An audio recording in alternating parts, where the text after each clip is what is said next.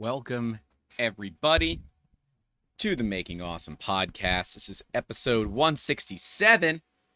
We're going to be talking about my top 10 printers for the year. This list is a little bit odd. We have to play the weird game between machines that I've used and machines that I haven't used. Because if we only look at machines that I've used, this list is very small. But if we look at machines that I haven't used, machines that have been out for a little bit of time and have had really, really strong community support from company support and all of that, I think we can actually build a pretty decent list here. So I want to talk about machines because we're excuse me, we're going to be doing a couple of different lists here. There's going to be the consumer-ish list, and then there's going to be the business list, because I think that there is specific delineations necessary for business versus specific, or business versus consumer, because a business has different requirements, and, well, if you have different requirements, then your list changes. We see a lot of similarities between the lists, which is good.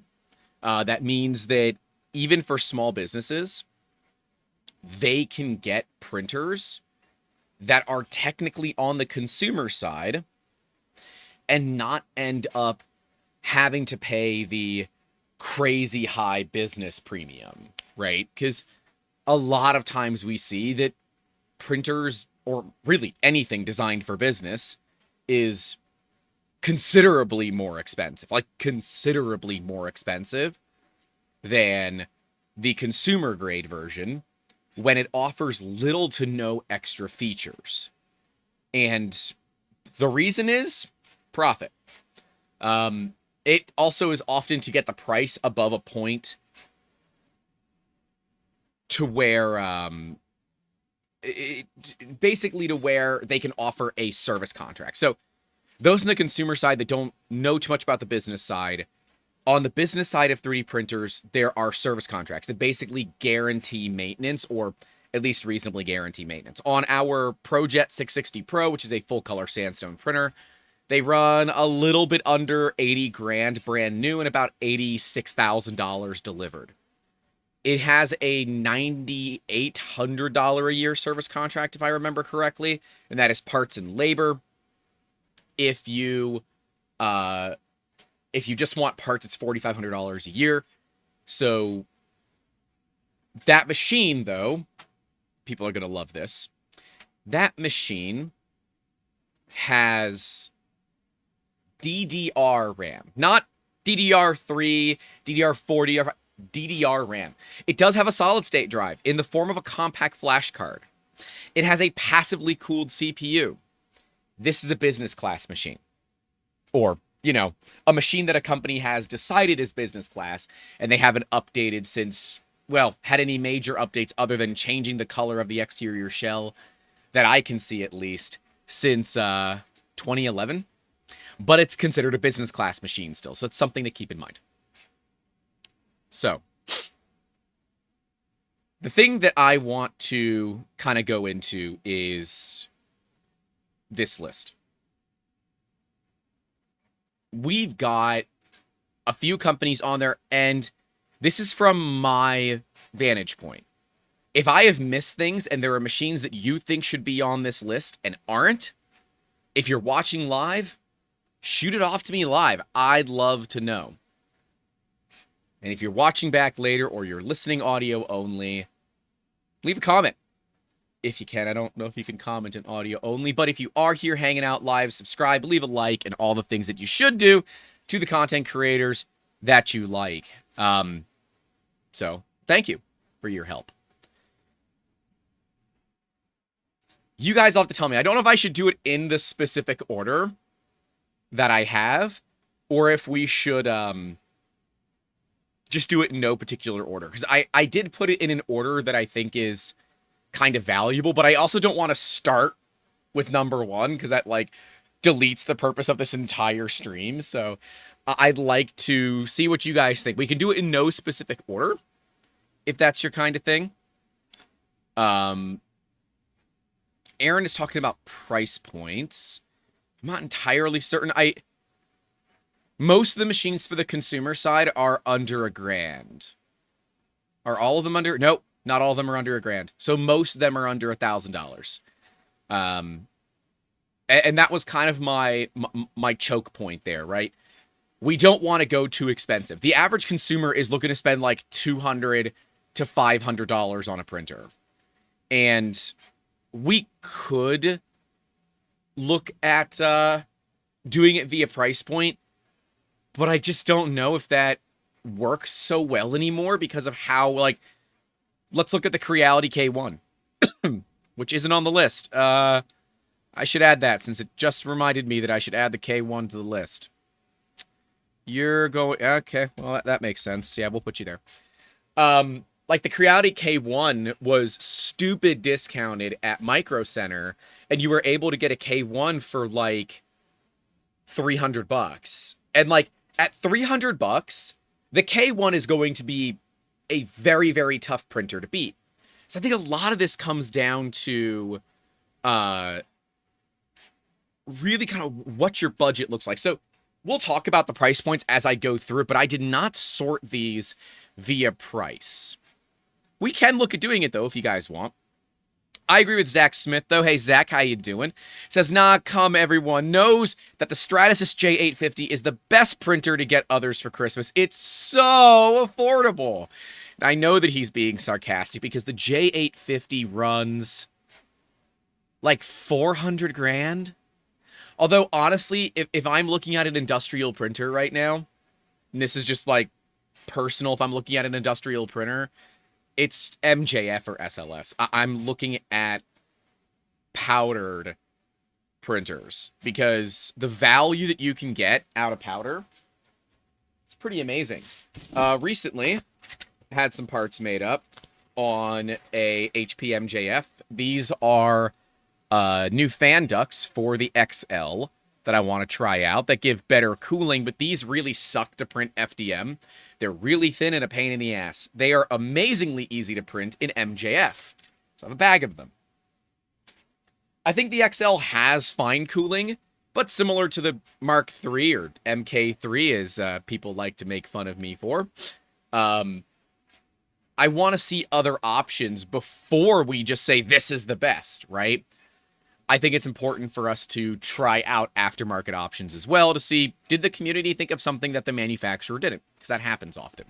So, all right, we'll start from the least best and move into the best. Jesse Chapman says, that metal machine that squirts metal paste looks cool.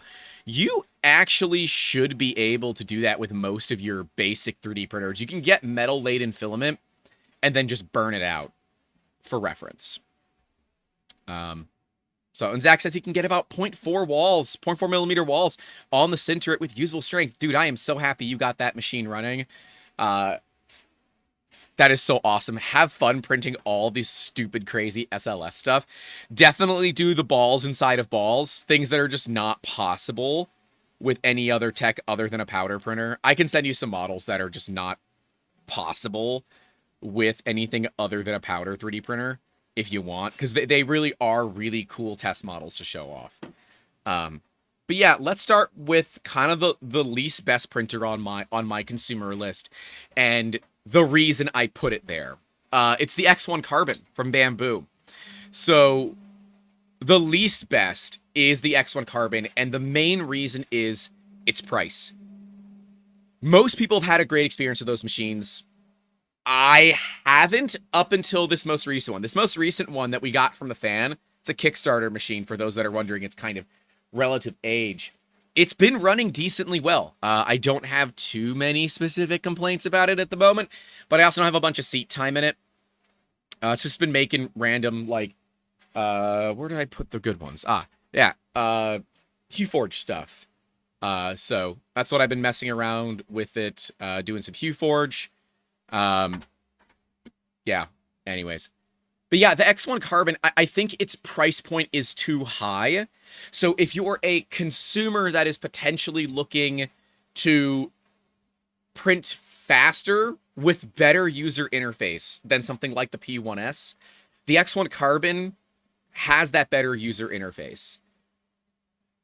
But I don't know, with the P1S being what it is, that it currently makes a lot of sense to buy an X1 Carbon anymore, right? Yeah, okay, the P1S I don't think comes with a hardened nozzle, but like those are what, $35? So, yeah, I can't say that the X1 Carbon is a bad printer. I don't have great experience with it, but a lot of other people have. But I don't think the value is there. I don't think the value is there. And when we look at consumers, we care a lot about value.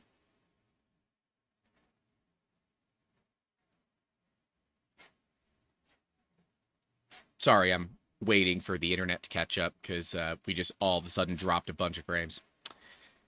Next on the least best. So we're moving from least best to best, right? Again, this is a very subjective list. Take my list with a grain of salt. Your list might be different. And Amber is saying something. Vishal from Sliceworks. You can actually see the parts back there. There's the blue purple and the banana. They should be renamed to Mike Wazowski and whatever Sully's last name is. Because, honestly, they look just like the Monsters, Inc. colors. And I love them so much. I'm actually doing some really pretty pieces with those. And yes, Vishal, I will send you the pictures and all that. Anyways. The next printer going up on the list for me is the Prusa Mini. The Prusa Mini is still a decent starter printer. It comes with the Prusa tax, and that might not be something that the average consumer would look at buying. And we'll talk about why in a bit.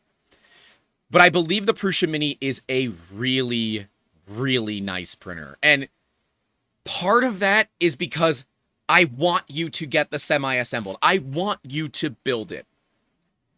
And it's been interesting. We've had some criticism lately that I am more of a tinkerer than I am a professional. And there's certainly both sides of that field. I love to tinker because I believe that if we can extract even a few extra percentage points out of our machines, then we can look at turning those percentage points into dollars on the bottom line. And as a business owner, I want to turn machine time into money. And if I can spend a couple of hours tuning a machine to run 5% faster, that will pay dividends in the lifetime of the machine. Right, so you have to look at that. Now, before the input shaping upgrade to the Mini, I would not have put it on this list because its value isn't there.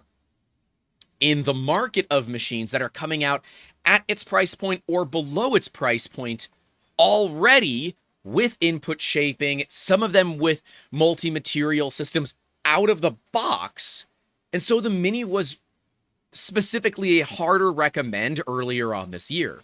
But since it got the input shaping upgrade, I think the Mini deserves a place. It's not very high in the list, but I think the Mini deserves a place. Because you might say that open source matters to you, you don't want to spend all the money to get a Mark IV, but you want to enjoy open source, you want to enjoy the kit building aspect of it, so you decide to get the Mini instead of the Mark IV. And when we look at machines that are open source on this list, there's not a lot of them. There's very, very few of them, in fact. So that is something that we have to talk about as well.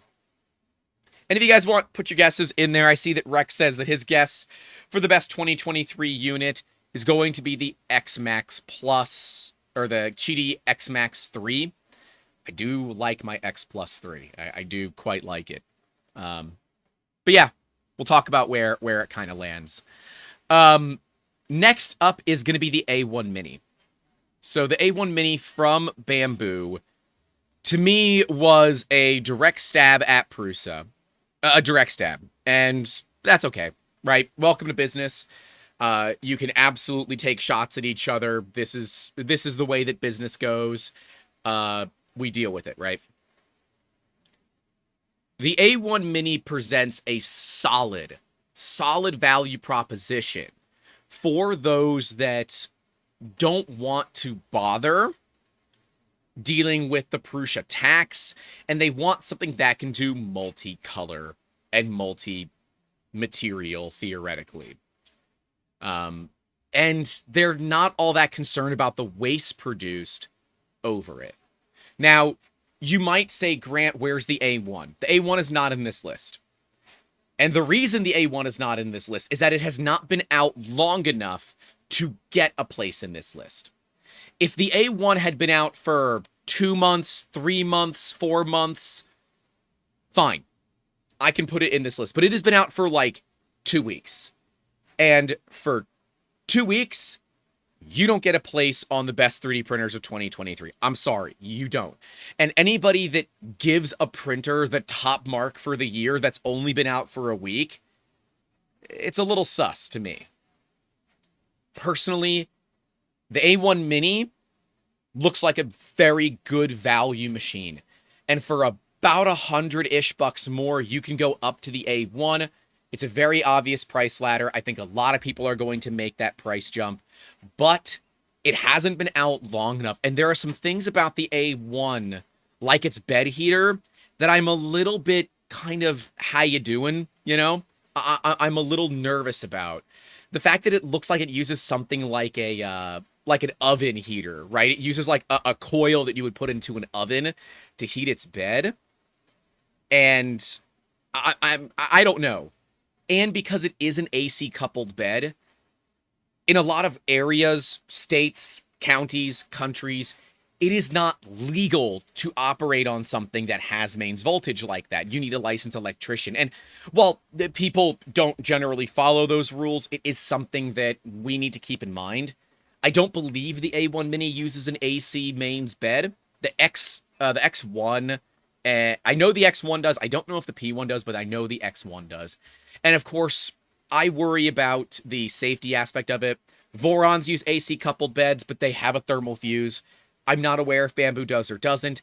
That is part of the deal of why I prefer open source, because I get to see the safety features that are inside of the machine. So, Bamboo, if you're watching, and I feel like you're probably watching, it would be nice to see more on the safety features, because if we are going to start playing around with more AC coupled beds and, you know, machines that run more on AC and less on like converted to DC, it would be nice to see those safety features, because that will make the consumer that is looking to buy these a little bit more comfortable.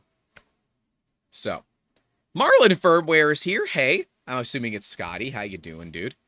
Many good deals in 3D printing today. Of course, the best things in life are free. Marlin Firmware, dude, that's great, especially coming from you. I can dig it. I can really dig it. Thank you. Thank you for that. Thank you for that. So, let's move up. This one was something that I'm a little hesitant to put in my list, but I think it's an important thing for us to talk about, and it's the resin printers, right? It could be the Elegoo, Mars, and Saturn. There are other resin printers out there. My shop has been effectively converted to pure Elegoo. Why? Honestly, I had such a good experience with the Mars, I've just moved up their lists. And I think the Mars and the Saturn, whatever the most recent one is for them, make really good printers for the consumer-ish market. The nice thing about these resin printers is they're just kind of limited on their build volume. So if you want a smaller one, get the Mars. You want a medium-sized one, get the Saturn. And I don't have the Jupiter on this list because I don't think it's a good printer for the consumer. If you're getting a Jupiter, it's because you're likely looking at something on the business side. And I have 2 Jupiters now. I bought them both. My God, are they amazing. I love those machines. But they are huge, Like, they weigh something like 30 kilos. They're way too big for the average consumer, and they take 1.8 liters of resin, which for a consumer-grade resin printer is a lot. And so those are things that we want to keep an eye out for. But I think the Mars and the Saturn are a really good value of a machine. Resin is toxic, we know that. And while specifically Mayer makes will argue with me that resin isn't technically toxic, it is best for us to treat it like it is, because it means that we put together good PPE protocol. We don't treat it like we can stick our hands in it and it's not going to hurt us, because over time, it will.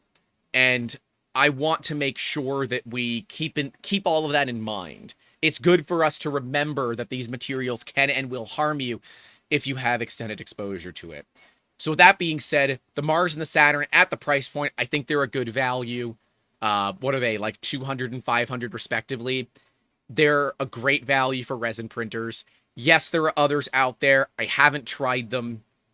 I can give you personal recommendations for the Mars, the Saturn, and on the business class, I do have the Jupiter in the list.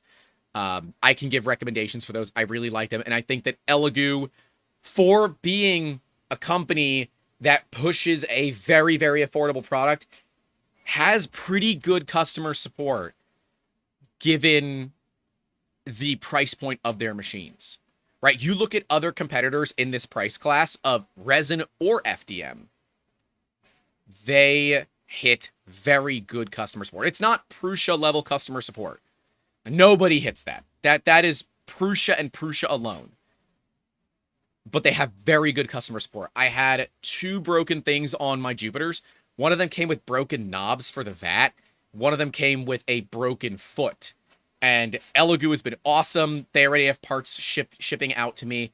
Neither of those are like game-breaking failures for the machines. I was able to kind of cobble the foot back together.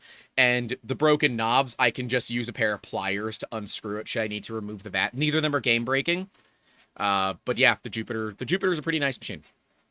It's a pretty nice machine. But Mars and Saturn for the consumer, I think that puts it at a great place, kind of middle of the pack, because I don't think resin is a amazing first printer. Actually, I would never recommend resin as a first printer. But if you are into the hobby of like wargaming and, you know, that kind of thing, tabletop gaming, FDM is not really where you want to be. You want to be in resin. Moving up the list from the Mars and Saturn, we move into the Ender 3 V3. There's the SE and the KE. Now, those have been out for a little bit of time. I don't have any yet, but I want them. I believe that those printers are going to upset the cheap market. I am still upset with Creality for their naming. I think the Creality's naming of the Ender 3 series is deliberately bad. There's something like 20 variants of the Ender 3 V2. Now I move into the Ender 3 V3, and there's already 2 variants, the SE and the KE. I don't even know what the differences are. I didn't look, but it's not obvious to me what those differences are. Is it like Special Edition and Kickstarter Edition? Like, what does SE and KE stand for? Does it stand for something that matters? Or what, right? The naming scheme to me is misleading. And I'm worried that, especially in the holiday season, if they are going for giving gifts, that they might say, oh, I want an Ender 3. And the person that buys the gift might get like the Ender 3 V1 rather than the Ender 3 V3 SE or KE. So I would like to see better naming schemes out of Creality, and I don't know if that's, maybe it's a language thing, and maybe it's a business practice thing, and maybe it's just freaking deliberate. I don't know. I don't know, and I'm not entirely certain. But yeah, I think they've earned a decent spot, kind of middle of the pack in this list. They're good printers from the people that I know that have them. They run pretty hard. And for the money, you can get them for like sub $200 or right around the $200 price point. That's a tough deal to look past. They don't end up number 1 in my list, but I think there's some value to the Enders right now. And I was previously very much ignore all Enders, right? I was part of the crowd that's like, we don't need more Ender Bedslinger printers. But the new V3s, you've got my attention, Creality.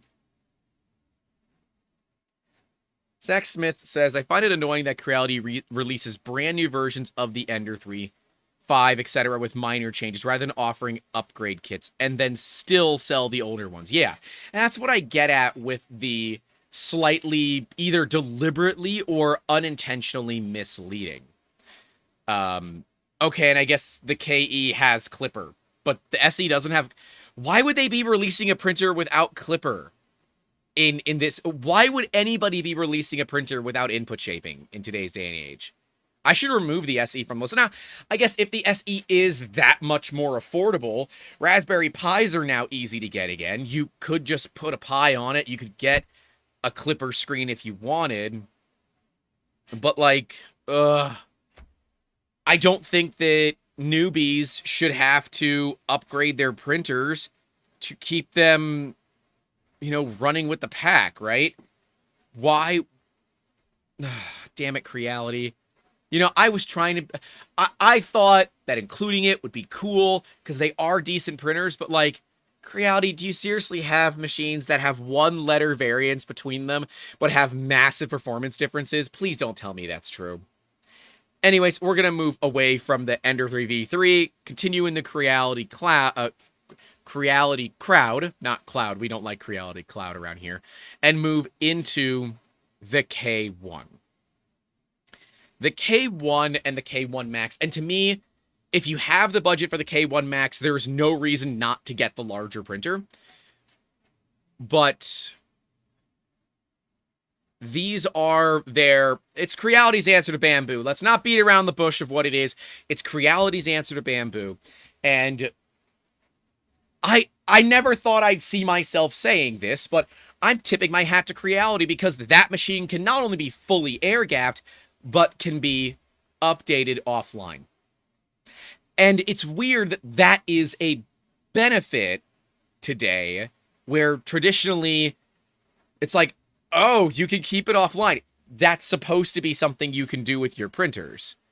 So it's just kind of funny to me that that is a selling point of the K1 for me, and why it's higher in the list than the X1 Carbon. Now, the K1 specifically is smaller than the X1 or the P1 series, so be careful about that.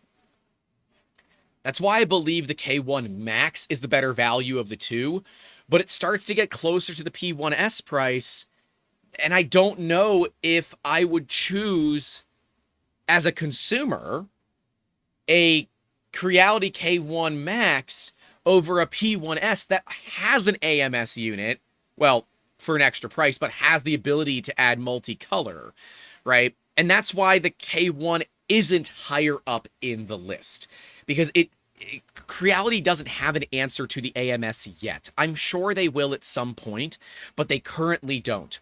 Creality did just start teasing it. I don't know if Creality teased it, but Sam Prentice definitely did. The K1C and what will theoretically be the K1 Max C or K1C Max.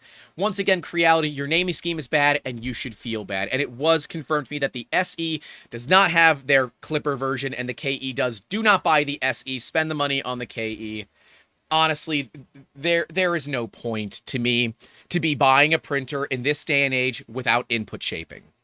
There just isn't. I don't see a purpose to buy machines without input shaping right now. Unless they're used, which I did not put used printers on this list. I don't think used printers are something that we are particularly wanting to talk about too much, because there is so much variability in the used printer market for what you can get for the price that you can get, right? So,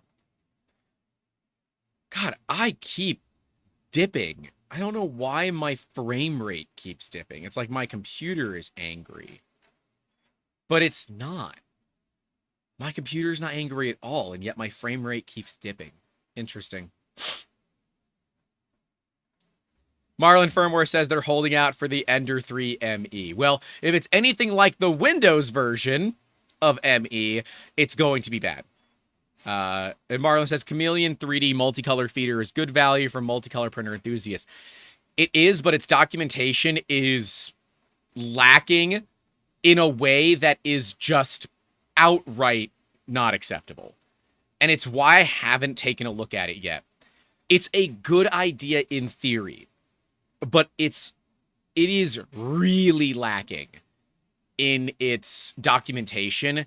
And I think that is a very, very important factor that is kind of seldom overlooked. Documentation. Oh my. Jeez, I just dropped a bunch of frames. What the heck? Are we good now? All right. Documentation is one of those things that is a real big deal to me. And I don't personally think that Chameleon 3D is there yet. Will they get there? Probably, but they're not there yet. If you want to get the Chameleon 3D for your printer, just understand you're going to be doing a lot of the work yourself. And if you're okay with that and you'd like to tinker, then yeah, it presents a pretty decent value, I think, for consumers. Right above the Creality K1 Max and K1 is the Mark IV. The Prusa Mark IV is an expensive printer, and you pay for the Prusa tax. I want to be clear here. It is not a cheap printer. It is one of the most expensive printers on this list. But as I said with the Mini, you don't want the fully assembled printer. You want the kit. And I know you might be thinking, but Grant, it's only a couple $100 more. I value my time a lot. It's not going to be worth it to me to build the kit. And if you're business focused, this is the consumer list, right? This is the consumer list. But as a consumer, I think building that printer, going through the Prusa experience, right? That experience of enjoying the build, having a really nice manual, learning how everything goes together, loving open source and getting to know open source, right? And why it's valuable is an important factor to me. Even further, Prusa has the best support in the industry, bar none, period. 24/7, I think 360 or so days a year, live chat, real human-based customer support. That is really important when you are brand new and you have problems. One of the toughest things for newbies, and we're going to talk about it in some upcoming videos, is that when you have printer problems and you don't know the lingo, you have no idea what to search for. Because you don't know what to search for, you never find the answer and you just fumble around until it just kind of fixes itself, right? I believe that even though the Prusa isn't cheap, it has a lot of value. Okay, I have 9 Mark 3s,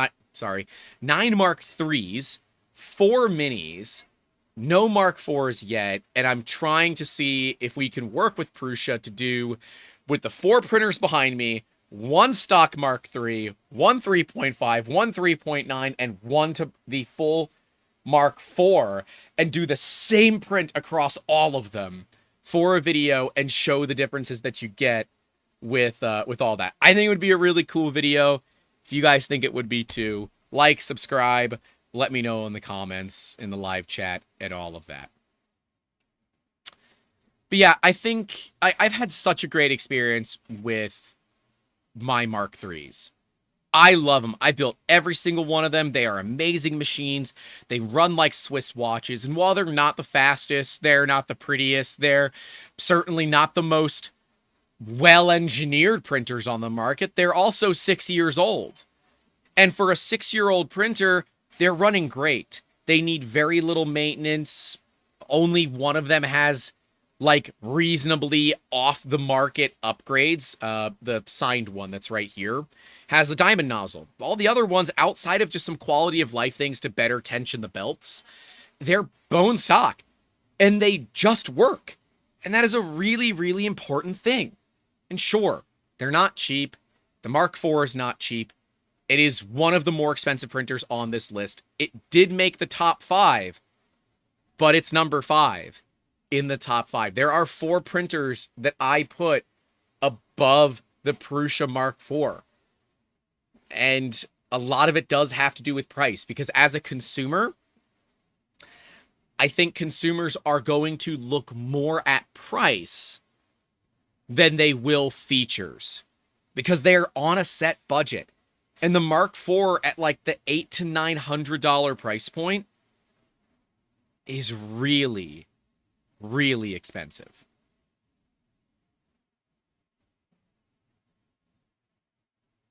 Do I think there's no value, though? No.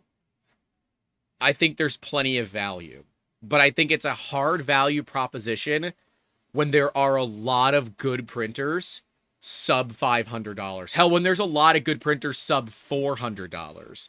It is tough for me to say, double your money and go to a Mark IV over something like a Neptune 3. Or sorry, Neptune 4. Jeez, Grant. The Elegoo Neptune 4 Pro and Plus. I don't want...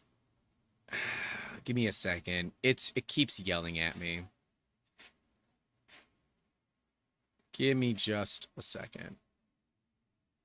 There. I'll turn my encoding down just a little bit. The Neptune 4 Pro and Plus. The reason the Max isn't on there is there are some issues with the Max. Frankly Built has talked about it. I've seen him mention it a few times. His Max has some problems. And he's not the only one that I've seen with issues with the Neptune 4 Max. I like the Neptune 4 series. It's clipper, input shaping, and all of that. However, there's some oddities. The Neptune 4 Pro is kind of cool because it has a multi-segment bed. It can heat the center or it can heat the whole thing. But they drop that when they go to the Plus, which is weird. Elegoo did reach out to us to review the Neptune 4 Pro or Plus, and because I waffle back and forth between do I want the segmented bed or do I want the bigger build volume, I never really actually answered them which one that we want. I'd like to see both, but I don't know, man. At some point, they're just Ender-ish bed slingers, right? Now, being that they're clipper-based, that has a lot of value, and at their price point, they're very, very affordable. Now, they're not the highest on my list because they still do have some faults. Elegoo is a resin company in my mind, right? They make resin printers. They do and are starting to make more filament printers. However, the quality seems to be very hit or miss. Now, Elegoo seems to do a good job of taking care of it. The last thing that I really want is someone to get a machine and it be just a pile of doo-doo, if you will. I want them to have a good experience, and I have some reasonable faith that the Plus or the Pro would be fine, but the Max looks like it could be problematic, and at its massive build volume, takes up a ton of space. I think part of the problem that we see here is that these printers can be very space heavy, especially the bed slingers, right? Because they need a lot of forward and back space for that bed to do its traversals. We have a Comgrow T500. We're going to be showing it off on the channel, doing an unboxing and looking at it. That thing is 500 XYZ. It's huge, and it's a bed slinger. That thing takes up so much room, I can't keep it in my shop. It's going to one of our staff locally because he will get great use out of it, and I don't need to find space for it. It's awesome. But I believe that Clipper has a lot of value, and having that input shaping is really, really important. But hilariously, a printer higher up on my list doesn't come with it. But I still put it higher up on my list, and we're going to talk about why. Next up, and this is now we're in our top 3. We're in our top 3 here. This is an important thing, right? We're in our top 3. Also, wait a minute. I got some interesting stuff here. Marlin Firmware saying, we'll do our part to integrate Chameleon 3D on par with our MMU support. Great. I love to see that. Marlin Firmware is also saying that we have high hopes that Creality and others will update their Marlin printers with our version of input shaping. It really helps with speed and quality. Yeah. Yeah. And as Marlin says, we sure don't want people to get the impression that Clipper is required for high acceleration input shaping. Your common single board printer can do these things. No, the tethered Raspberry Pi needed. They can, but it then also requires companies to actually update their printers. And that's something that we might want to talk about. If you're buying a printer that's like sub $500, that's not a Bamboo, pretty much never expect it to get firmware updates, right? Whatever it comes with is going to be what you get, and you'll be stuck with community to make those upgrades. And a lot of printers have chosen Clipper over Marlin. I think a lot of it was Clipper had input shaping before, and now there's just all these repositories that companies can just grab, make little adjustments to, bastardize their own version, and send it. I have not yet tried Marlin's implementation of input shaping. At least, I don't think I have. I mean, well, maybe I have. I guess I... Is that Mini running a Marlin input shaper? I guess it should be, because they could have just built it all in-house. It's open source, but yeah. I mean, I need to try more with Marlin, and I want to be clear that I'm not trying to poo-poo Marlin. I don't want Scotty or anybody at Marlin Firmware to think I'm poo-pooing them by saying Clipper a lot. I'm not. But it's the reality that we live in that a lot of these cheaper printers have chosen Clipper. So,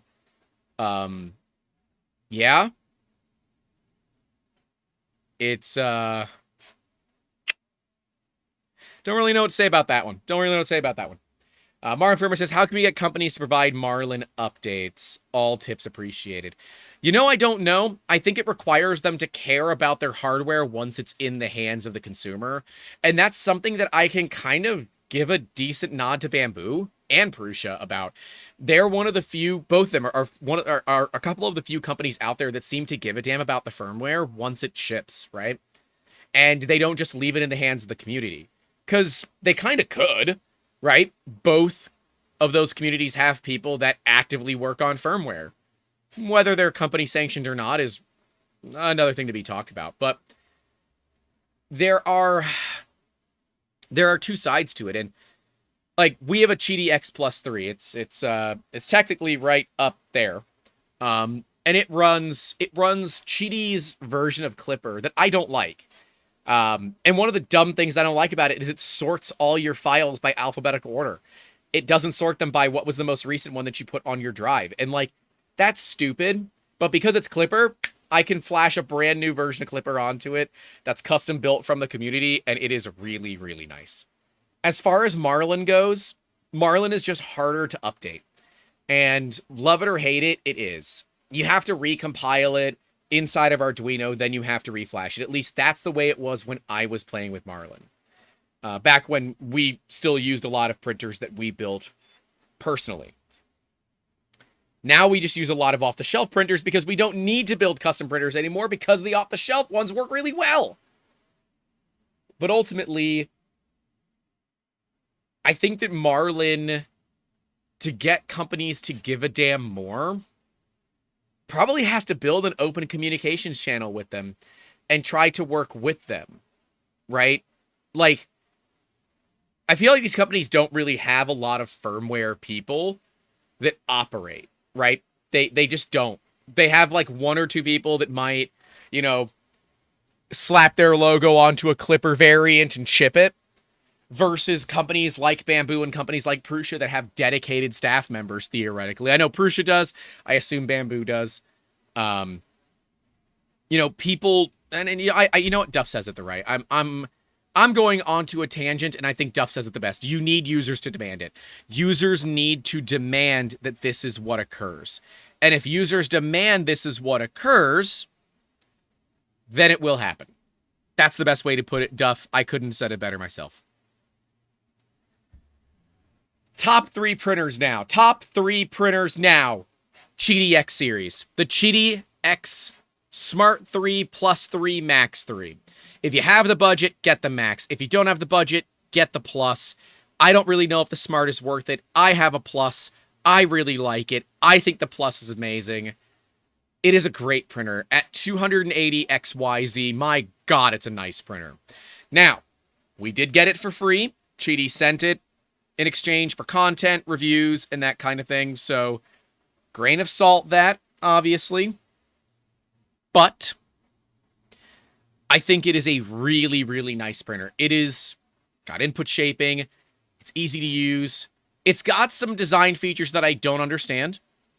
Oh, it's also got a heated chamber, which is super nice. And it's $700 to have a heated build chamber is really convenient. It has a separate controlled heater for the build chamber. That is really nice. But the filament loading on the back is atrocious. It is bad. The filament spool holder on the back is good, but the loading of it is bad. And for most of us that put printers on shelves, we can't access the back of the machine. So that's a stupid thing, Cheaty. You shouldn't have done that. So what I did instead is I completely pulled that entire unit off. I added a longer piece of Bowden tube to the sensor, which, by the way, the runout sensor for the Cheaty is not enabled by default. That's cool. Ask me how I learned that one. And where was I going? Oh, and I just ran a longer piece of Bowden tube out to the front where I keep my spools. In fact, you can see the spools I am printing with the SliceWorks orange yellow right there. And so I actually use Prusa spool holders because I actually really like the design of the Prusa spool holders with custom mounts for them to click to the shelves that I use. And the USB port is on the top of the machine, but on the back of the machine. So I just added a USB extension. Now, those are very easy things to solve, but I don't think that we should be dealing with that at the $700 price point. Or $600. I have no idea what the X Plus 3 is right now. The X Max 3, we looked yesterday, was like $800 or $900. That machine is huge. It's like 325 by 325 by 315 or something like that. It's a big, big, big, big printer for the money. And it is on my list. The Max is on my list for the business. Because while it is Clipper and it can connect to the internet, it doesn't need to. It can be fully air-gapped without a single problem, and using Orca Slicer in stealth mode makes this thing reasonably safe, and that makes me happy from a business perspective. From a consumer perspective, nobody seems to give a damn about network security, so go ahead and connect to the internet, do whatever you want. I don't care. But I think the Cheaty printer really presents a good value. It does have its motherboard cooling fan is very loud, and we're going to be doing a video where we upgrade it, likely to a knock to a hamburger fan, because I think it is way too loud. It's just, it spins too fast. If we could just cut the RPM in half, it would probably provide more than enough cooling at a volume that wouldn't make me want to stab a screwdriver through the fan. But yeah, Cheaty X series, A+.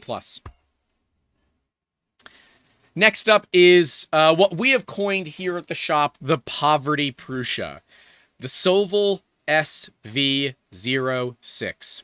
You might say, Grant, why not the SV07? Well, because for some reason, Soval, in all of their, vast thought processes, decided that going to V-wheels was the right move after having a printer launch with nothing but ball bearings. And I don't like V-wheels. I think V-wheels are a pain in the ass to service. I think they're a pain in the ass to get the tension right. And I think if you don't get the tension right, they wear very, very, very fast. So that's why the SV07 is not on my list. I think the SV06 plus a Pi or plus a screen to make it Clipper is absolutely one of the best value printers on the market, period. I really like the SV06. The SV06 Plus is a bigger Mark III. It's what it is. They have basically damn near copied the Mark III bit by bit by bit. They've got everything that I would want in a printer at a very, very affordable price, right? Magnetic flex plate, all metal hotted, planetary direct drive gearbox, Now, the SV06 normal does not have a runout sensor, which is stupid. You should be able to add it, but it does require reflashing the firmware. I believe it is Marlin based, which is a bit of a problem. The SV06 Plus does have a firmware, a filament sensor, and I love the SV06 Plus. It is 300 by 300 by something else. I don't know. But it's a really, really nice size. It's a really, really nice size printer. It does have their not Kano, which I don't like. We're going to be doing an upgrade series on both. It's 300 by 300 by 340. We're going to be doing an upgrade series on both the SV06 and the SV06 Plus, where we put some diamond goodness on them, but we also upgrade them away from these weird, like, awkwardly somewhat proprietary nozzles and move them into open source with the V6 volcanoes or regular V6 style nozzles. I think that's more important, and new fan ducts and that kind of thing. But I think for the value, the SV06 firmly puts itself at number 2 in my list for my favorite 3D printers in 2023. I know it doesn't have input shaping. It very easily could. And a lot of people are putting Clipper on them, and they run great. You can put input shaping on these. You get an ADXL, you get a Pi, and now you have input shaping, and it's done. It's easy. I like it. And for the money, you can get the SV06 Plus on sale for around $300. That is a very, very easy printer for me to recommend. And it is my top recommendation under $500. It is. And I understand that it's a little bit old. I think it actually even came out in 2022. But it is really, really nice. Like, really nice. My top consumer printer is one that I don't think a lot of people saw coming, but given the list that I've said, it might be kind of obvious. It is the Bamboo P1S. I'm not going to get into that. I believe that the consumer doesn't care about network security like the business does. I believe the consumer doesn't care if their printers are connected to the internet like a business does. I believe that a consumer will like a P1S. A business will not. A P1S is one of the best value 3D printers on the market, period. At $700, I think is what they're going for right now. It's enclosed. It's an X1 Carbon that went on a diet, and it's half the price, right? Or a little bit more than half the price of an X1 Carbon. It is the prime one that I think Bamboo wants people to get, the P1S. It is very, very important to note that if you do work in a secure facility or you have a job that requires you to be very secure about your data, you might want to look the other way on this one. But I don't think that a lot of consumers have that problem. And for that, the P1S ticks a lot of boxes. For a little bit extra money, you get a P1S with an AMS, which is a 4-color multi-material unit. It is one of the more affordable multi-material units out there, multi-color units out there. Even Prusa's MMU3 is more expensive. I haven't tried the MMU3. I'm told it's really good. I don't know how it stacks up against the AMS, and I think it might be cool to compare the two at some point. But the AMS, as I'm looking over at mine, and it appears to be angry, the AMS is a decent value. And if you are looking to do multicolor prints, a P1S with an AMS is going to be very, very difficult to beat price-wise, right?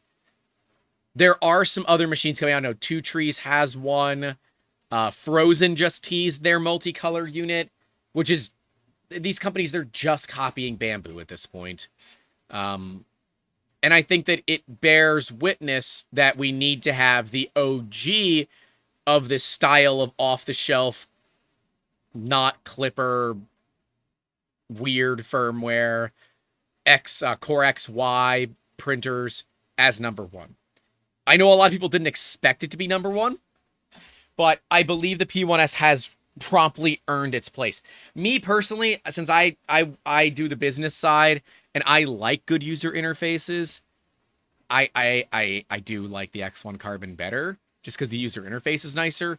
But if you're on a budget, yeah, the P1S is going to be a very, very hard printer to beat. Just, grain of salt network security, and that's all I'm going to say about that.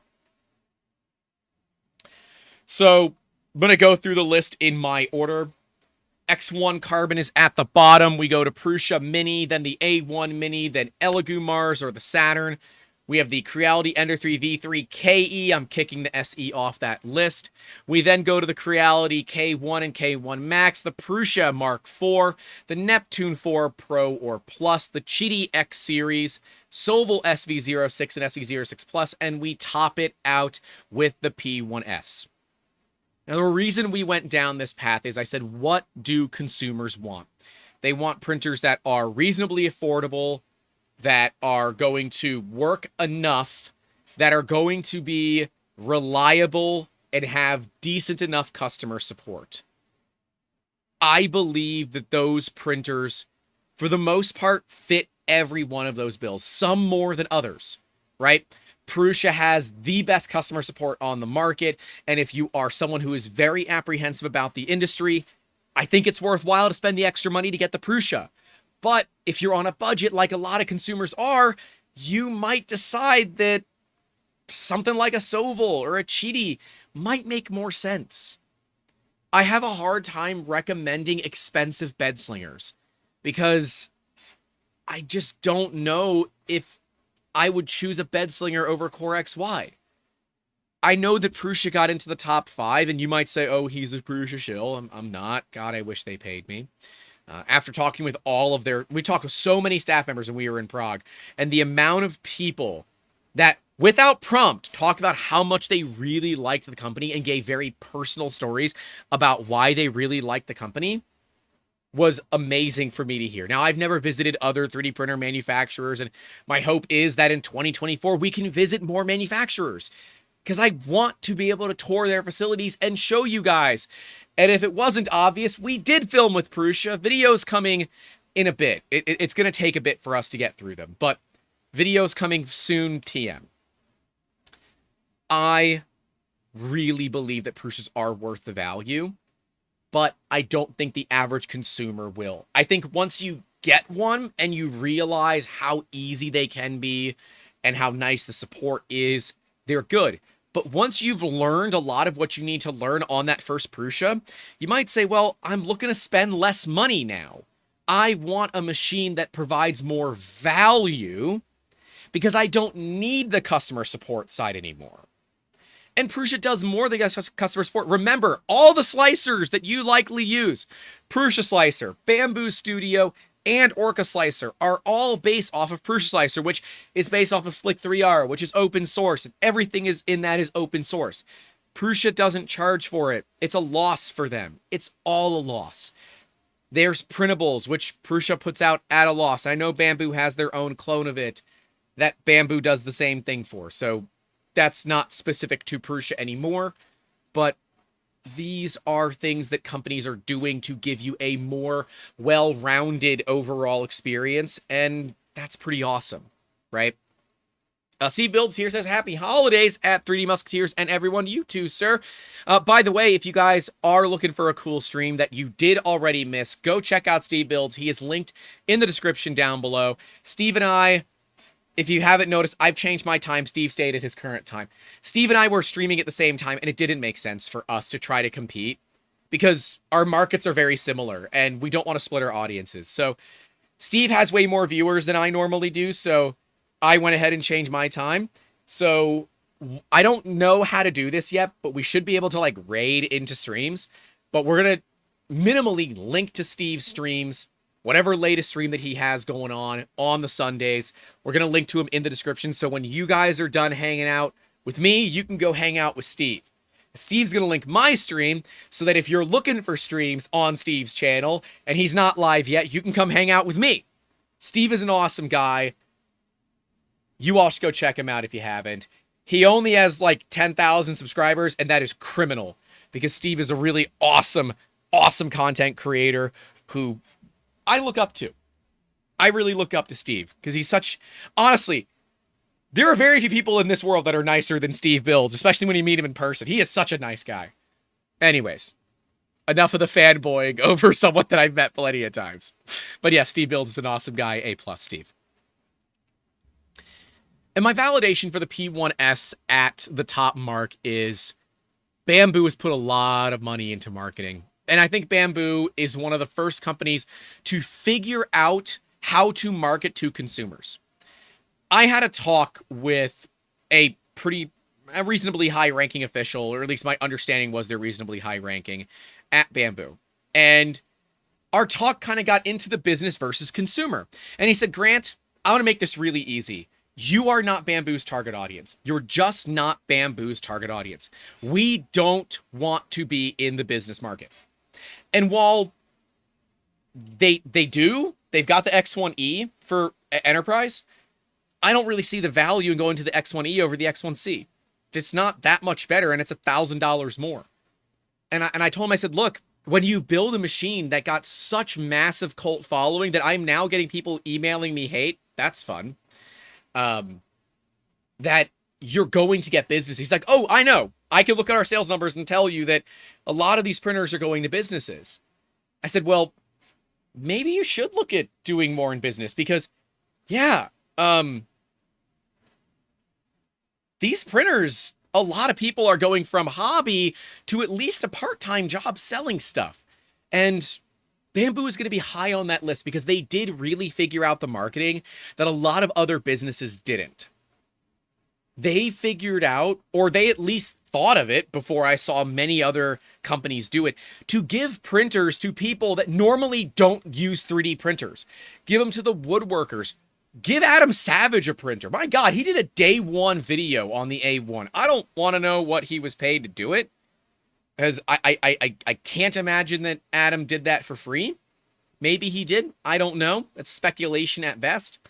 But certainly with that big of a channel, I wouldn't do it for free. Jeez. It wasn't a review. It was a look. So if it's a review, you can't take money for it because that's...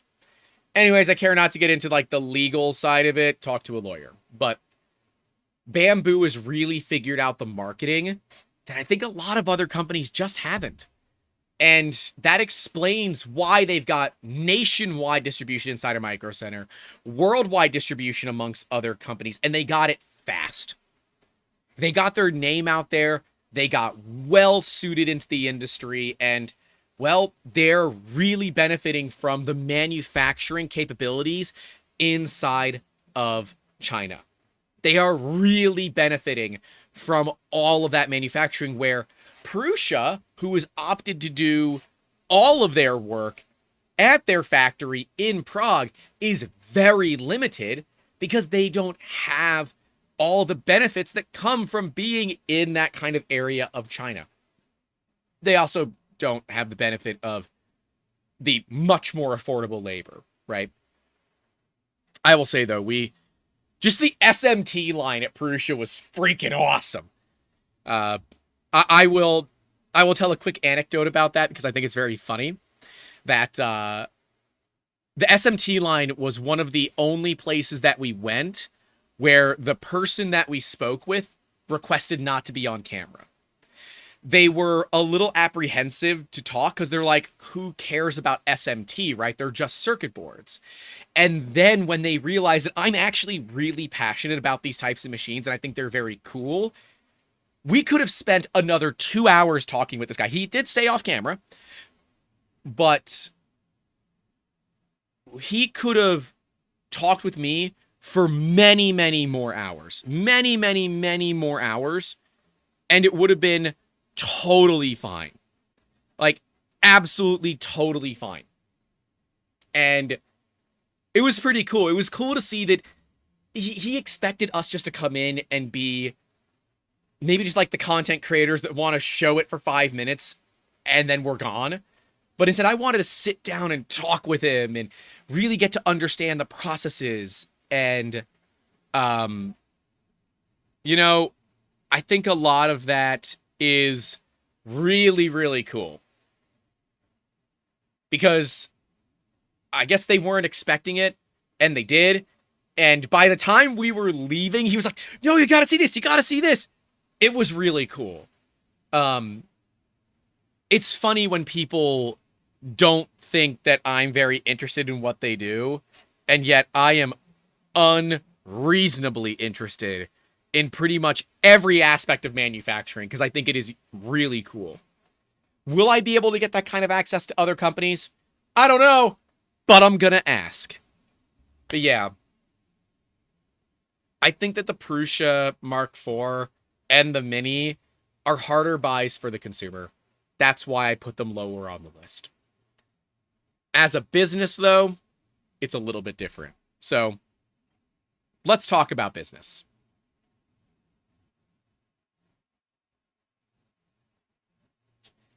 Hey, Tars, stop, please. um, anyways. Business. Business. My list for this is much shorter, by the way. My list for this is much shorter. Much, much shorter. Jesse Chapman is saying Prusa Pro. Dude, I would... The things that I saw on Prusa Pro, I don't know how much I can talk about right now because I got to see what they force us to edit out. Which is fine. Again, you know, we're getting unprecedented tours of factories. There will be things that have to be edited out. I'm sorry. This is just how this works. I'm not gonna... I'll get into it later. This is not the video for me to get into that relationship and how that is operating. But it's very normal when you go to companies that you send them up. All right, screw it, I'm going into it. It is very normal when you go to companies that are working on proprietary things that are not made public yet, that you provide them with a copy of your edited video, and they make sure that there is nothing in there that doesn't release some sort of, you know, IP that they weren't wanting to release. So they're not going to have any, like, input on the editing. They will have input on, hey, can you blur this? Hey, there's way too much of the show, and can we just cut this clip? And as long as we get valid reasons for editing or changing something, we will do it. But that's the same with Prusa. It was the same when we went to E3D. It's the same as when we went to a lot of these companies. So that's a very normal thing. No one's controlling narratives. But the same way when Zach went to Diamondback and he had to blur a bunch of stuff, it's not companies controlling narratives. It's just business. Okay, now I'm moving on. Also, like the video. 82 here, 43 likes. Like the video. But yeah, dude, Jesse, Prusa Pro. Dude, Prusa Pro is so cool. The HT90, that is a massive machine for business. Like, massive, massive, massive machine for business. But it's not out yet. It's not available yet, so I can't put it on my list. I will talk about it at the end, but I can't put it on my list because it's not out yet. You can't buy one. So, yeah. Jacob Lord says, very common for when large factories do tours, even for some health inspectors, they remove paperwork on pin boards and other aspects in case secrets leak. It was like when we went to Printed Solid, and you guys got to see the recipe to make Jesse's elixir, and it was X amount of barks. Of course, it's absolutely just multiple barks to make Jesse's elixir. Obviously. There's not a formula that we set on camera that we had to bleep out, and we knew that we had to bleep it out. No, that didn't definitely happen. We were just barking the whole time because Dave and I are both dogs. You know that. Anyways, I'm going to start at the bottom and work our way up with the SV06 Plus for the business. The business market for the SV06 Plus. It's a damn fine printer for the money. Honestly, it's too good for the money. It's so good for the money. It is really, really good for the money for a business. Dude, I would say that as a business, you would choose a Mark IV over an SV06 Plus as your first printer, and maybe printers that you build out farms for. But for right now, and if you're starting, SV06 is below the Mark IV. If you are running and you need a bigger printer than a Mark IV and you don't want to pay the XL premium, SV06 Plus, I think, really fills that gap in right. It does. To me, it does. And see, for business, while we do like speed, we like reliability. And my SV06 Plus is really reliable. It's really reliable. So, something to keep in mind there. And we call them poverty Prusas for a reason. They're Prusas if you can't afford the Prusa tax. Love them or hate them, that's what Sovol did. And they did a damn fine job doing it. Next up is the Mark IV. The Mark IV is not higher on my list because it's kind of like a Mark III that can just run faster. Yes, it's got the neck extruder. Yes, the neck extruder is nice. Yes, it is easier because it doesn't have the hot end leaks because it's a single piece nozzle and heat break and all that. But it's small, right? And a lot of people are looking to print bigger and bigger and bigger things. Don't get me wrong. I love my Mark IIIs. Love them a lot. My Mark IV, well, the Mark IVs, is only 10 millimeters higher than the Z. That's it. It's the same size otherwise. So it is hard to put it higher on the list. Prusa's support, Prusa's value, all of that means that, yes, the business list is going to be heavy Prusa. Why? Because it's valuable for businesses. There's a lot of value for that. And the Prusa has all of that value and more, in my opinion. Russ with the $20. Hey, happy holidays, Russ. You should have a package coming very soon from me. Keep an eye out. Actually, I can check to see where it is. Let's find out.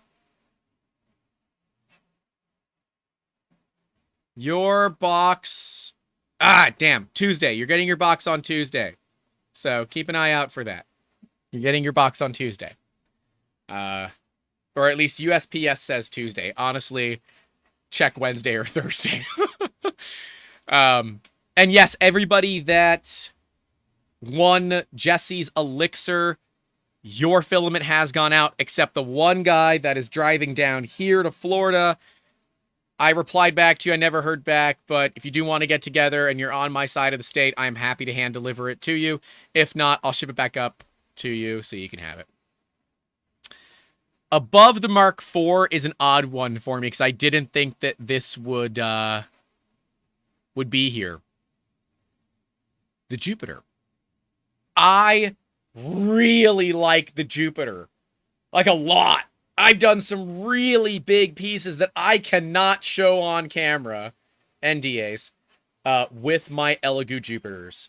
They are amazing printers. We have two of them. Their bed leveling is terrible. It's nice in that you do it once, you never have to do it again, but the way that the bed holds on is just bad.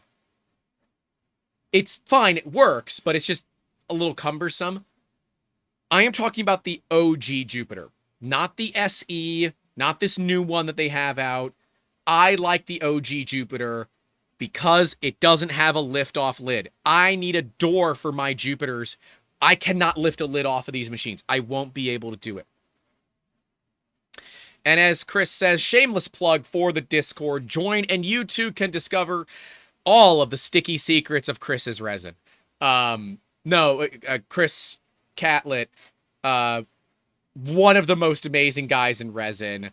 Super cool dude, is always hanging out in our Discord. So yes, plug those links in that description down below. Support at the $10 tier or higher on any of the platforms that we have available, and you'll get access into our private Discord server where you all had a cooking stream yesterday. I was baking yesterday, and everyone was making jokes like, oh, it's Grant's Bakery. So I said, screw it. I'm going to go mount a phone in my kitchen and we're going to stream in the Discord for like 3 hours as I'm baking. Yes, that did happen. And yeah, we hang out a lot. We hang out a lot there, and it's a great group of people. Love our Discord and Patreon members. You guys are awesome. Daniel Dislantis for the $10 Canadian saying, ooh, that's French. I'm gonna have to say it. Joyeux Festes? Yep, gonna butcher that. There's too many things above the letters. I don't know how to pronounce it. Tarzman is asking, but did it turn out good? Tarzman, I guess you're gonna have to figure it out. It just means happy holidays. I can figure that one out, but I'm gonna butcher the French. There, maybe that's worth the fun right there alone. Look at me. I am turning red because of how bad I know that I absolutely butchered that. So, enjoy. But yeah, I do love my Jupiters. I think that they're really, really nice machines. They're right up here. One thing to note, this is a really stupid thing. If your Jupiters are up above you and next to you and there is nothing blocking them, you are going to hurt your eyes, like I did. The Jupiters, for some ungodly reason, Elegoo, why did you do this? The UV light source is not fully constrained. It can leak out of the side of the machine. It doesn't have a full cover around it to push the light where it needs to be. So UV light leaks out of the side of the machine. Well, it's sitting right next to me, and that UV light was shining on my face. I'm like, it's not that big of a deal. I'll feel the sunburn before I get any other damage. Fun fact, 495 nanometer does not burn human skin. But you know what it does burn? Your eyes. I had a sunburn on my eyes to the point of where I started wearing my laser safety glasses inside like a cool kid, because we all know that cool kids wear sunglasses inside. Now, it was made aware to me that I could just put something to block the vent, but what's cooler, wearing safety glasses that block out 200 to 2000 nanometer at a UV 6 plus or UV 7 plus, or a piece of paper? I'm just saying. Other thing, definitely have these for when you're curing big parts, because curing big parts requires a trash can. You've actually seen this behind me for a while now. That is a trash can full of UV lights. It's covered in tinfoil, or sticky back foil. There's a 10 watt on the top, and then there's a bunch of string lights there. And then, for when you really need it, I got the 50 watt to give me extra curing power. But yeah, absolutely make sure you're wearing safety glasses for that are rated for that frequency, because then you don't even notice the light. It's great. It's awesome. Or get a nice large curing station. Well, Chris, not all... Oh god, I smacked my microphone. Well, Chris, not all of us have nice, cool e-make printers. A lot of us are just kind of figuring it out. I would say the downside to the Jupiter is there isn't a great post-processing system for it just yet. I use a bucket with denatured alcohol and a trash can with UV lights in it. But for the price of these machines, they're like $800, $900. You can easily make your money back fast on them. So something to put out there. From a business perspective, the Jupiter is really nice. I might also look at some smaller printers like the Saturn and the Mars, so that you're not running the big freaking Jupiter all the time for tiny pieces. But if you are into resin printing, you will want to do bigger stuff. And when you start looking at printers like the Jupiter, it moves away from hobby for me and moves a lot closer into the job aspect. Above the Jupiter is the X Max 3. That's number 2 on my list for business, X Max 3. While I don't have an X Max 3, it's just a bigger X Plus 3. And I have had really good success with my X Plus 3. Ever since updating it, we updated it to its latest firmware, which did come from Cheaties, so at least they're updating something. It is a really nice printer. Now, I will say I need to learn Clipper because I want to change some configs in it because I really like. There are just some really stupid. I talked about the stupid things with the consumer side, but the X Max 3 at about $900 to $1,000 is a dummy good price, like dummy cheap. And as a business, there is no reason that you should not have at least one of these machines in your shop. Now, the thing that I have a problem with the X series from a business perspective is the availability of spare parts. I don't really see a lot of spare parts, and the nozzles for them, I haven't checked yet. I think they're volcano nozzles. And while they do give you a spare hot end, they give you a copper hot end and they give you a hardened hot end. I just put the hardened one in instantly. There's no point in me running the copper one. I will run carbon fiber all the time. In fact, I ran carbon fiber yesterday. And so I think that, yeah, it comes with a lot of stuff that I would want. Just get some extra Bowden tube, get a USB extension, and that machine becomes a lot easier to deal with, in my opinion. But the X Max 3 at $900, cheapest chips, man. That's... If you are buying a printer for a business at $900 that has that build volume and you can't pay it back in 2 weeks, you weren't busy enough to buy that printer in the first place. So that's how I look at it. And I feel like this comes as no surprise to anybody, but my top printer for business is the Prusa XL. The Prusa XL is not for the consumer. If it wasn't obvious based on its price, it should be very obvious based on its marketing. It is not designed for consumers. It is designed for prosumers and small business. Now, maybe Prusa feels differently, but from my perspective, that is a machine that is business focused. People that have liked Prusas, that want a bigger machine, that want multi-material. I have really been enjoying my XL. And now the XLs also come with 0.4 nozzles. I got mine before that happened, so I have 0.6s on mine, but now they're starting to ship XLs with nothing but 0.4s. Kind of wish I had 0.4s on mine, to be honest with you, but that's okay. I can go ahead and upgrade it later on. It's no big deal. At 360mm XYZ, it is a monster. It's one of the biggest printers out there for the money. In fact, prior to the XL, I was running this Fusion 3 F410. Oh, there, you can see the Cheaties running. And that Fusion 3 F410 is $5,000. $5,000 US. And it only has one color. And it's a 1 meter long Bowden tube for the Bowden on the printer. The XL has 5 tool heads to do multi-material, real multi-material. And it is faster than a Bamboo. It may not print faster than a Bamboo, but what it does do faster is multicolor, because it doesn't have to go through the cutting and the pooping cycle. It just literally parks the tool head, grabs the next tool head, does its purge to make sure that it's primed, and then it goes to print. It is much faster than any other multicolor printer that I have on the market, period. But the value to a business is not generally multicolor. It is multi-material.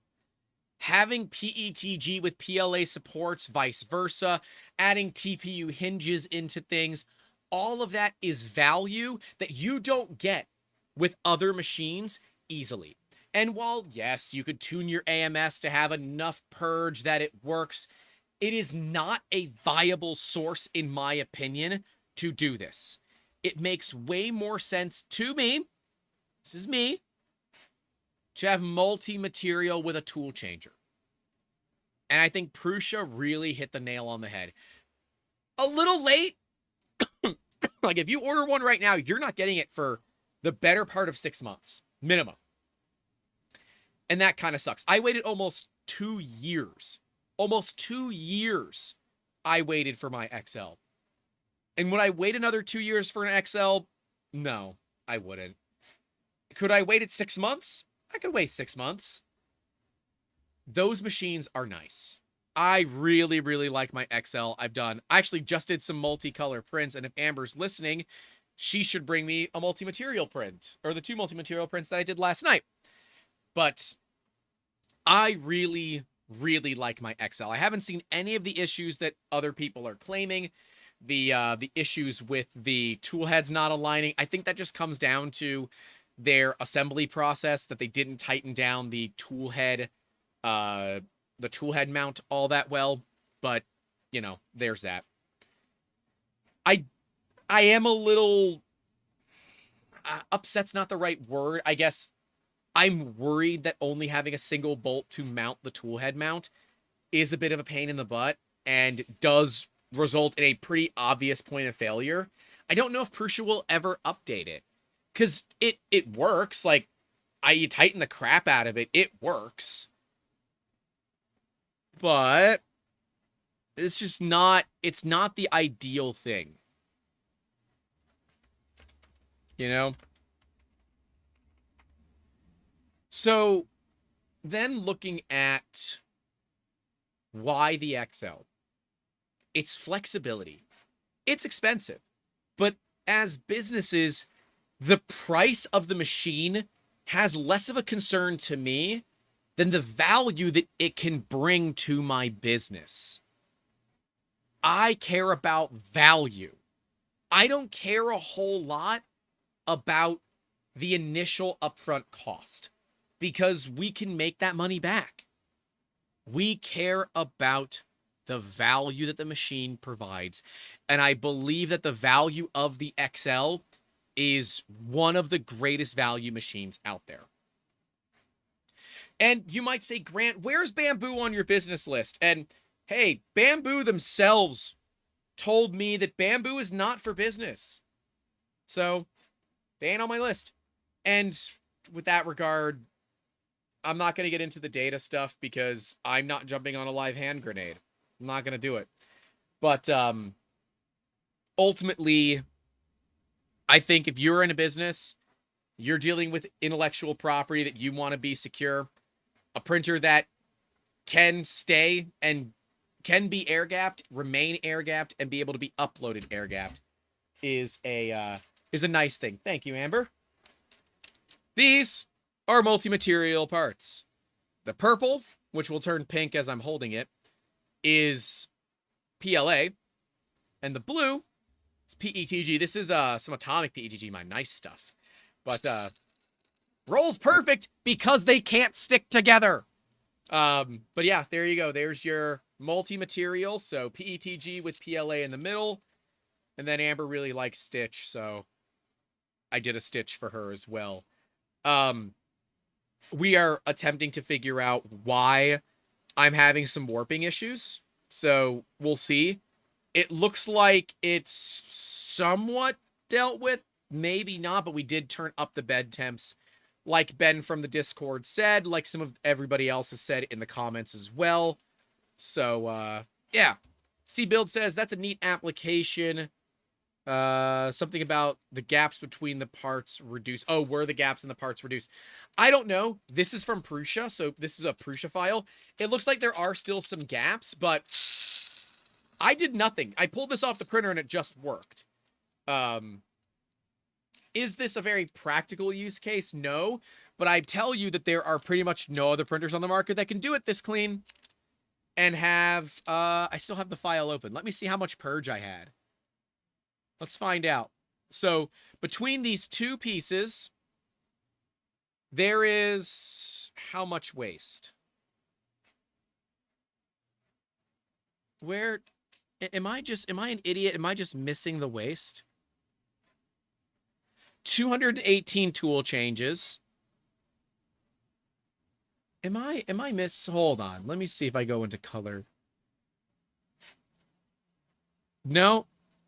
It's 4.55 meters of filament used in the wipe tower. I'm likely just missing something, but I don't see how much of that is waste.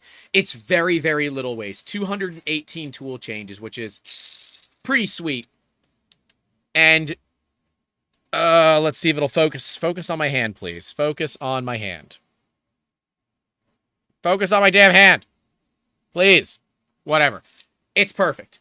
There are no issues with the tools misaligning. Everything looks perfect. The layers are beautiful. And you have to remember, it's a 0.6. It's a 0.6. So, yeah. Ram Online says, what can I do if one ABS crimps harder than the... I have no idea what you're talking about. I'm sorry. I wish I understood more. But yeah, it's like 2 bamboo poops worth of filament was wasted here. And that's it. Oh, shrinks. Oh, okay. If one shrinks more than the other. You know, I don't really know. You will have to check to see your ABS shrink rates. But if you do have ABS that's shrinking more than others, you will just have to account for it in your files. Yeah. I really like my XL. I am barely scratching the surface for what it can do from the business perspective. So, yeah. It's interesting. So, in my business list, it's a smaller list because I think that there's a lot of similarities. We've got the SV06 Plus, the Mark IV, the Jupiter, the X-Max 3, and topping it all off, the Prusa XL. I think I provided sufficient evidence for all of my, reasonings behind putting machines where I put them. I don't know if anybody has any specific questions about machines or machines that you think I missed. And Ram Online, DM me, dude. We'll work on it either over DM or we can work on it in the Discord. But do y'all think that I've missed any machines? Have I missed any machines that that you think I've missed? I don't know. I don't think I've missed anything. I'm fairly certain that I've gotten a lot of the big machines come out this year that I think are business-oriented, that are personal-oriented. Chris Catlett is saying the Piopoli Magneto X will be one to watch. I absolutely agree. Obviously, it's not out yet, so it's not on this list. But yeah, the Magneto X is like a front runner for 2024 for me. Yeah.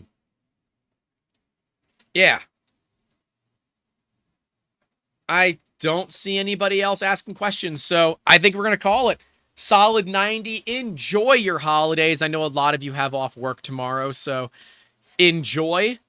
And if you're not already hanging out with family and you're not going to be going to see family, make sure you give them a call because it's the holiday season and, you know, they probably want to hear from you. Diomedes says, please share the table. I don't know if I'm going to do that. Because I think that will have people just check the description. Oh, you know what? I'll share it right here. I will share it right here in... I'll share it in the chat. I'll share it in the chat. So you can have it. Oh, shit. Oh, God. It's not gonna share it properly. All right. Let me type all... Let me do, this is the consumer list. It's probably just going to have them be right next to each other. Yep, it did. And here's the business list. These are my direct notes. So, you know, you can see exactly what my notes look like for this video. But, that's what I got. Sorry. There's not great, formatting on this. So, my apologies. Happy holidays to everybody. Please be safe out there. If you're traveling, wear your seatbelt. Watch out for drunk drivers. That's all I have for you all today. Stay safe out there. Don't forget to call your loved ones. And, as always, keep making awesome. Happy holidays.